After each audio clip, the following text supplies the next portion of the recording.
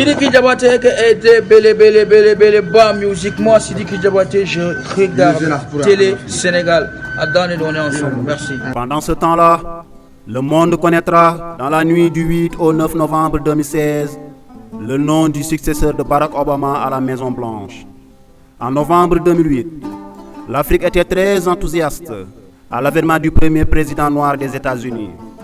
8 ans plus tard, peut-on dire qu'il a aidé le continent africain? Beaucoup sont ceux qui répondent par la négative. Mais devait-on s'attendre à autre chose? Monsieur Obama, malgré ses origines africaines, est un citoyen américain porté à la Maison Blanche par un électorat américain pour défendre les intérêts des États-Unis d'Amérique. Ce sont les présidents africains qui devraient s'inspirer de Barack Obama, car charité bien ordonnée commence chez soi.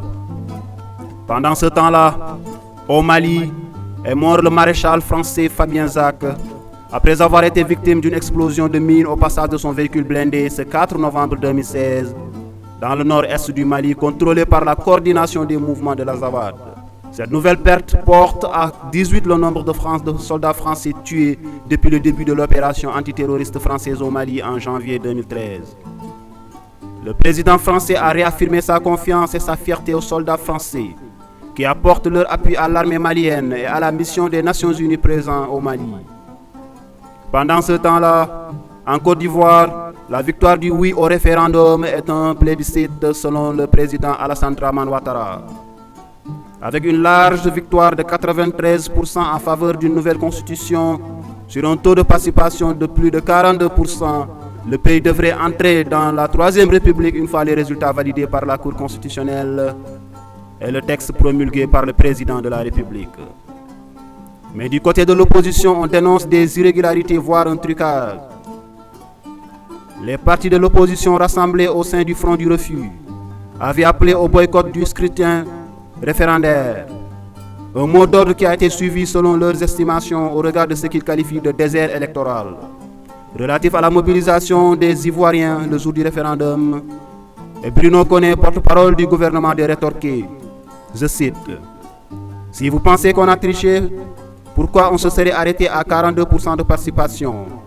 Il y a des circonscriptions à 15%, à 20% de participation.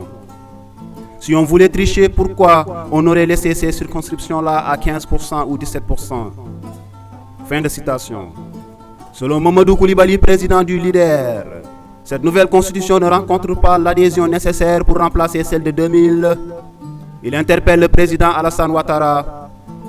S'il trouve que la constitution de 2000 n'était pas assez consensuelle avec 56% de votants, comment peut-il nous amener à accepter une constitution en 2016 avec 42% de votants? Le peuple l'a désavoué, c'est à lui d'en tirer les conséquences, estime-t-il. D'autres échéances électorales sont annoncées, notamment les législatives qui se tiendront le 18 décembre 2016. L'opposition qui envisage de participer à ces élections ne compte pas le faire sous cette nouvelle constitution. Pendant ce temps-là, au Gabon, le sélectionneur Georges Costa a été suspendu de ses fonctions et remplacé par l'actuel directeur technique national, José Garrido, de façon intérimaire, apprend-on. La conférence de presse de Georges Costa du 4 novembre 2016 a été annulée. La Fédération gabonaise de football refuse de parler de limogeage, mais plutôt de suspension, sans en préciser la durée. Toutefois, on se demande comment un entraîneur suspendu à 2 mois de la Coupe d'Afrique des Nations pourrait retrouver son poste. Le mystère reste entier sur l'identité du futur sélectionneur du Gabon. De toute évidence, l'aventure semble terminée pour le technicien portugais. Et selon Zen Afrique, la décision a été prise au palais présidentiel. Pendant ce temps-là, au Sénégal, nous avons appris dans la presse locale la convocation de M. Barthélémy Diaz par la commission ad hoc chargée de statuer sur la demande de levée de son immunité parlementaire. L'audition se tiendra ce mardi 8 novembre 2016 à 10h. Conformément au règlement intérieur de l'Assemblée nationale, le député va être entendu avant que la dite commission n'élabore un rapport à soumettre en plénière à l'Assemblée. Pendant ce temps-là, les citoyens sénégalais rencontrent d'énormes difficultés au niveau des préfectures, sous-préfectures et commissions mobiles pour acquérir la nouvelle carte d'identité biométrique de l'espace CEDEAO. C'est un calvaire car parfois il faut 48 heures pour avoir la chance de remplir toutes les formalités administratives nécessaires à l'obtention de cette nouvelle carte. Compte tenu du délai d'expiration des cartes actuelles, fixé au 31 décembre 2016, des mesures doivent être prises pour permettre aux populations d'acquérir leurs cartes dans la sérénité.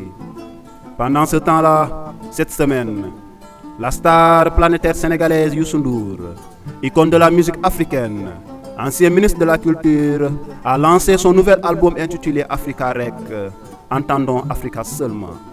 C'est son 34e disque. Il comporte plusieurs duos avec la nouvelle génération africaine. Pendant ce temps-là, le temps passe et s'écoule. Sidiki Diabaté qui était belle bas musiquement. Sidiki Diabaté, je regarde télé Sénégal. À donner, on est ensemble. Merci.